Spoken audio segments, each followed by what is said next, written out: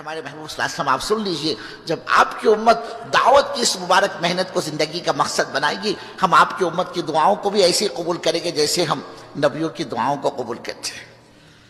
اور آگے فرمایا، اے ہمارے محبوب صلی اللہ علیہ وسلم آپ یہ سن لیجئے،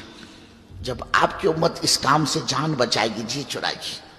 جسے آج ہوتا ہے نا اللہ معاف فرمائے گا، میرا ارادے میں نام لکھو، بولے انشاءاللہ، ارادے میں، کہ بزرگوں گھر والی کے پاس جانے کے لئے تو بولے میرا ارادہ ہے۔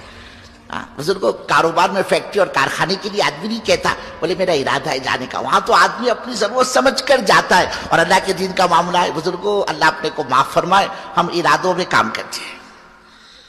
دنیا کے اندر آدمی اپنی ضرورت اس کو کہنا نہیں پڑتا بابا اتنی تیز سردی ہے، سخت گرمی پڑ رہی ہے، کائے کو جاتا دکان میں فیکٹری میں، کائے کو جاتا تیرے کو لو لگ جائے گی، تیرے کو بخار آئے گا، وہاں تو اپنی ضرورت سمجھ کے جاتا ہے۔ اور اللہ کے دین کا معاملہ ہے بولے میرا ارادہ ہے 4 مہینے کا، دعا کرو بولے اللہ میرا نکلنا آسان کرے۔